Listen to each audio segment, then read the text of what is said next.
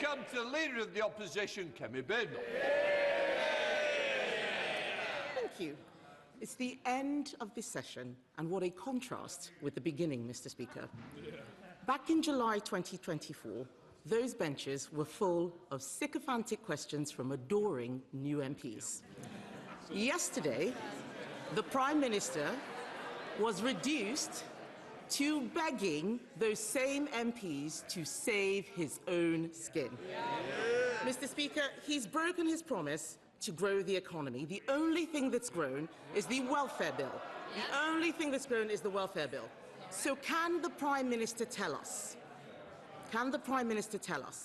how many more people are out of work and claiming universal credit since he took office? Prime Minister. Mr. Speaker, she talks about what we've done in relation to raising people out of work. We have the youth guarantee that we put in place for young people. We've raised the national minimum wage thanks to our Chancellor. We've helped young people into work by cutting NHS waiting lists thanks to the work of the Health Secretary. We put more police on the streets thanks to the work of the Home Secretary, and we've cut energy bills for young people thanks to the work of the Energy. I am very proud of what this Labour government has delivered in the first session of this Parliament. Mr. Speaker, the Prime Minister doesn't want to say how many more people, in fact, are out of work and claiming universal credit since he took office. Perhaps he doesn't know. So let me tell him. The number is 1.5 million people. That is the entire population of Leeds, Cardiff and Edinburgh put together. Hard-working people are being taxed more and more to pay for a ballooning benefits bill. So can the Prime Minister tell us why, on his watch, for the first time ever, we are now spending more on welfare than we earn in income tax? Prime Minister. Mr. Speaker, the welfare system she complains of is the one they put in place, Mr. Speaker. And, Mr. Speaker, we are reforming it to improve it. And what did they do when we put that forward? They voted to keep the same broken welfare system. Mr. Speaker, that answer was as honest as his reason for sacking Ollie Robbins. Perhaps he'd like to apologise for that right now.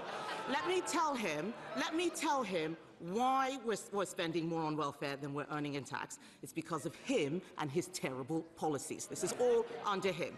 We are spending so much on welfare, we cannot afford to defend the country. And if he won't listen to me, Mr. Speaker, perhaps he'll listen to the former Labour Defence Secretary, Lord Robertson, who is saying, and I quote, "We cannot defend Britain with an ever-expanding welfare budget." I agree with Lord Robertson. Why doesn't he?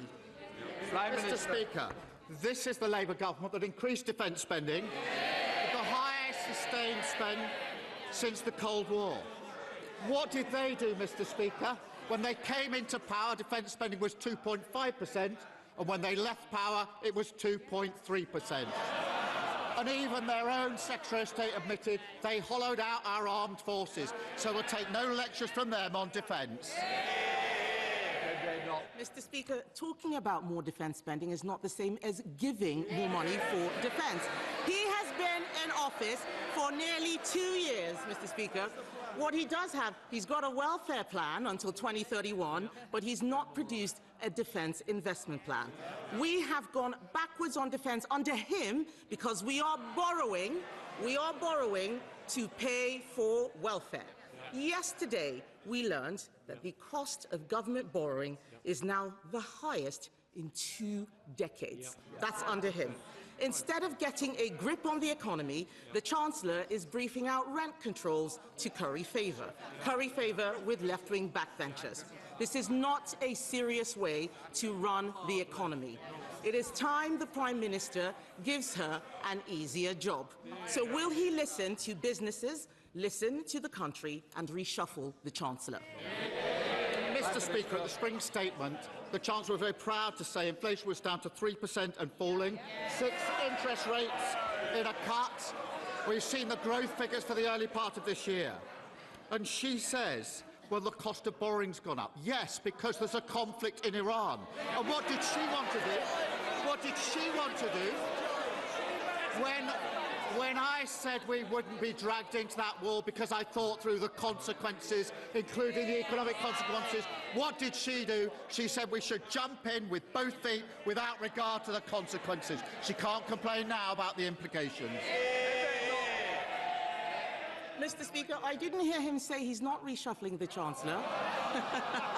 It sounds like she's toast.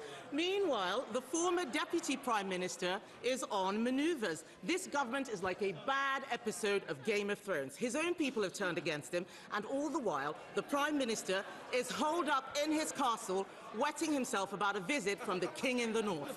Yesterday, Mr. Speaker, yesterday, one Labour MP actually said that his days are numbered. That's one of them. I wonder who it was, because they're all looking guilty as hell.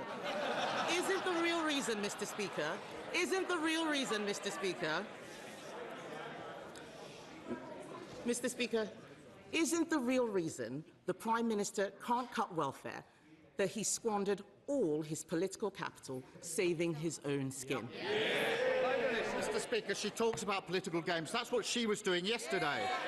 This House considered our motion and rejected it decisively because everyone saw it for what it was, a desperate, baseless political stunt ahead of the May elections. And, Mr. Speaker, whilst she and they were playing games here, I was chairing a meeting in Cobra, going through the contingencies and managing our war in the Middle East.